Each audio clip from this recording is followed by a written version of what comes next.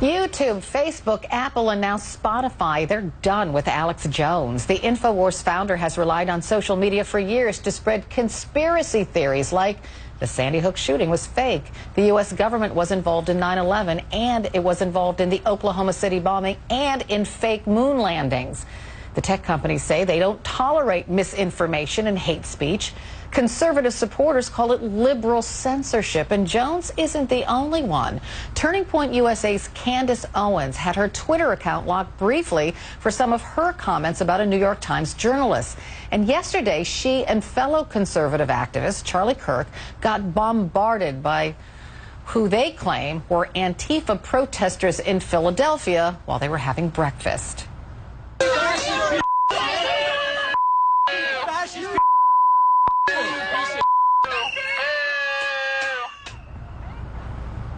I think eventually they poured something on Mr. Kirk's head, so we should let that play out a little longer because it was pretty intense. Senior media reporter, there it is, senior media reporter Oliver Darcy joins me now. And while we watch this play out, is there something to the notion that this is conservative, this is an effort by liberals to ban conservative thought from all social media?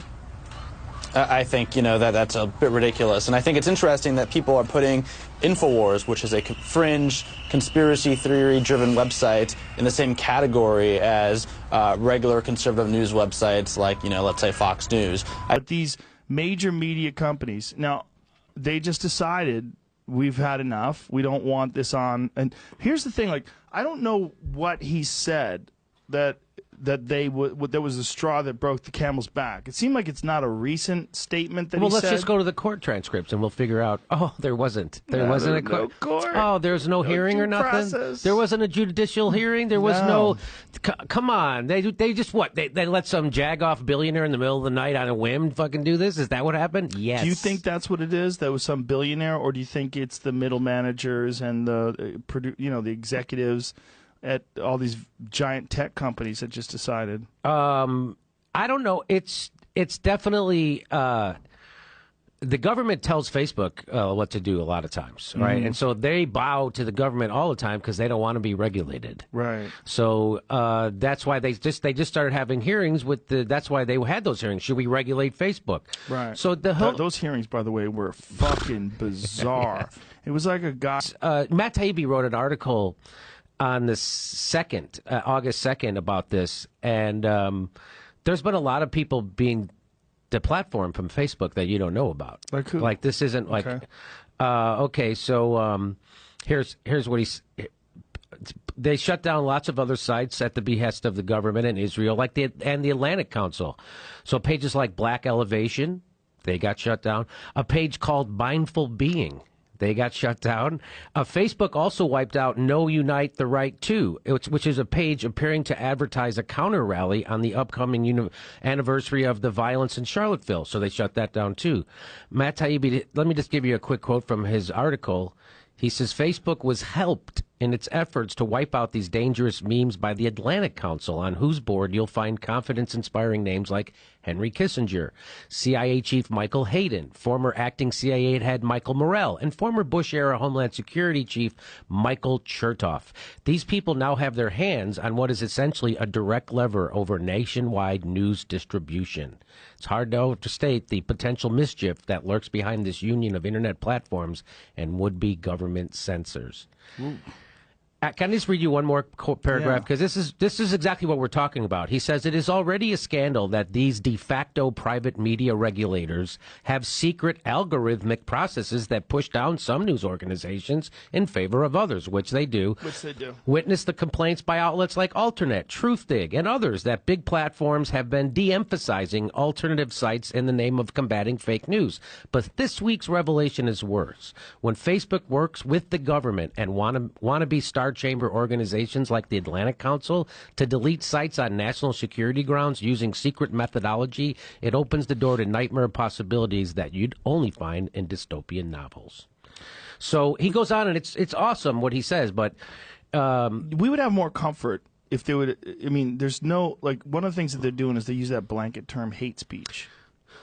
Yeah. So, by the way, they're trying to put a bill. Have you heard about this in Congress to make police a protected class of people? So if you say shit about them, now it's considered hate speech. Did you know that? What? Yeah, they're trying to make people. Yes. So fuck the police would be considered hate speech. So they would just retroactively arrest NWA. They could. What about Ice-T? He was a cop killer. Remember? Right. I'm a motherfucking cop killer. And so now, if you do have a rally that's against the police, that's a hate rally. Yeah.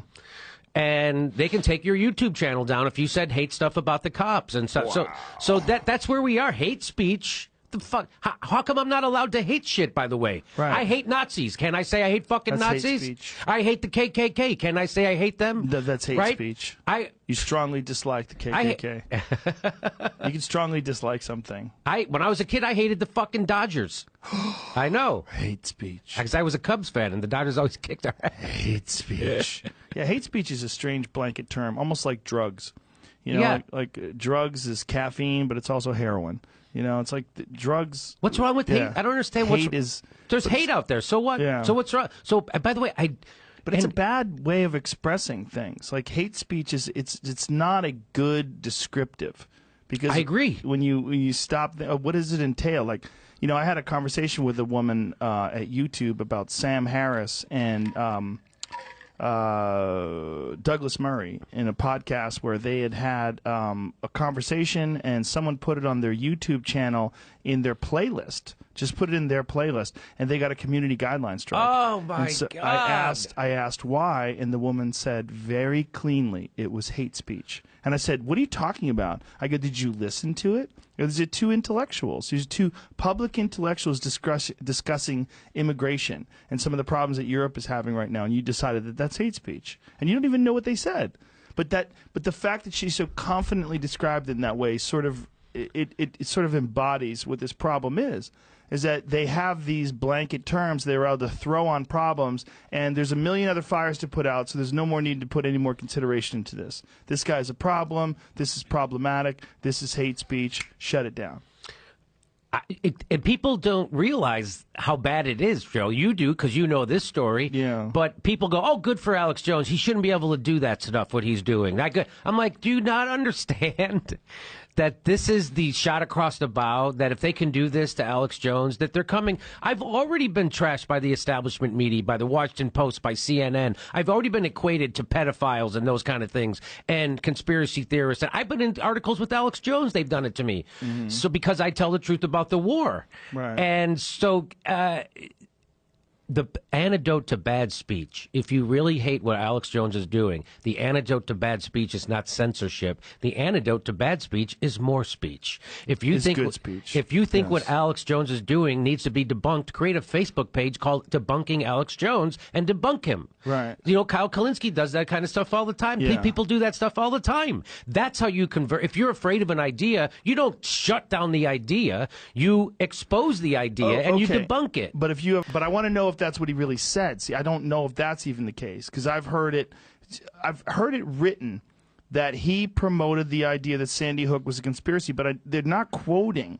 When they say that, there's no quotes. There's no Sandy Hook was a hoax. Those kids were actors. Those kids are not dead. I don't see that anywhere. Right. But they keep attributing that to him without quotations. But again, if there was some kind of due process, we could go back and look at the transcript and we would know this. Not only that, if during this whole time where he's being tried, he was still able to be on YouTube and have his videos, he could show in his videos that he didn't say that. He could show what he actually said and tell you what he actually said and show clips. He can't do that anymore. So now the narrative is completely in the hands of the mainstream media, 100%. So the Alex Jones narrative is being taken 100% out of his hands.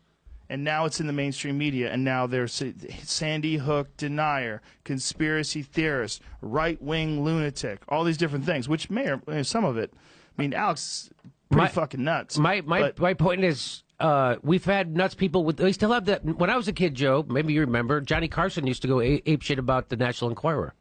Yes. Do you remember that? And it was a big deal. He would Yeah. stop his show, and I'm putting my foot down about this. Yeah. They still have the national, and nobody said take it out of the supermarkets. Nobody was like, we got to ban that newspaper because we can't handle the ideas from this newspaper. They're still right there. You go to Ralph's, they're right there. Yeah. They're the last thing you see before they leave. They're right at the eye level for kids. Yeah. Nobody says take away the National Enquirer. I went to Facebook. They still have a Facebook page, National Enquirer. Do they? Yes.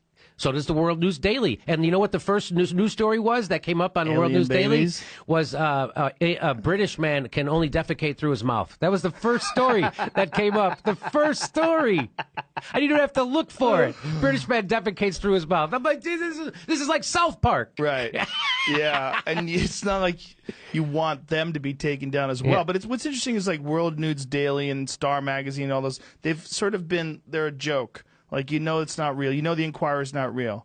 But we know that. But it's not. It's just Somebody's implied. buying those. Somebody's buying those. Right. But are they buying? Are they kind of buying them just for fun and entertainment? Somebody watches professional wrestling. Here it goes. In effect is a phenomenon. There's the house whereby an attempt to hide, remove, or censor a piece of information has the unintended consequence of publicizing the information more wildly, usually facilitated by the internet. Okay.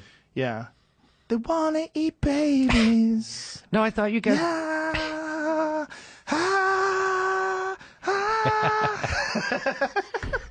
But again, people make the false equation. Oh, you're defending Alex Jones. I'm not defending. You're defending free speech. I'm defending free speech, and I understand the argument that, hey, it's a private corporation. I get that. I get that. But if you took a look at the bigger picture, everyone thinks the internet should be a public utility. I mean, most people do. Right. And that's what they're upset, that they're not treating it like a public utility. Obama administration did. They decided to at the last minute. Mm-hmm.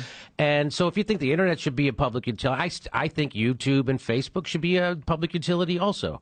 But there's an opening for other people to make their own YouTube, like make a version of it. If you have sufficient capital. But you don't, and and if you do start it, they'll just buy you out. Like I just showed you the example of WhatsApp with they give you $19 billion or whatever they paid for, some crazy. So they just eat up their competition. Right now, we need a Teddy Roosevelt to come along and break up all these monopolies. It's never going to happen. The end of the empire is coming. So here's the question: like, is there a valid parallel, a valid comparison? Like, are there people that have things that are more hateful that are on YouTube that haven't been deplatformed? Is it the influence that he has that's terrifying? Is it the fact that he's a figurehead for this kind of stuff? Is that what it is? Like, that this whole InfoWars movement is, in some people's mind, a figurehead for this pro-Trump thing that they're trying to stop and silence? Like, what is it? I don't know. It's very curious that it all happened at the same time, right? And because in 1996 there was a law passed that actually insulates the platforms from being sued. Did you know that? So like platform. So if someone puts up something, and so like say he puts something up that leads to someone getting killed, right, on YouTube Facebook, you can't sue YouTube, Right. You can't sue Facebook for it. That's in that 1996 law. So there's that. So I get that they're a private company, but again, they have the protection now of the law. Right. They have Congress protecting them. So they have that's a type of regulation. You're regulated from, you can't sue them. Yeah. Right. So I'm looking for this tweet by Glenn Greenwald that really, because if we're going to take down, here, I'll find it. Here it is. He says,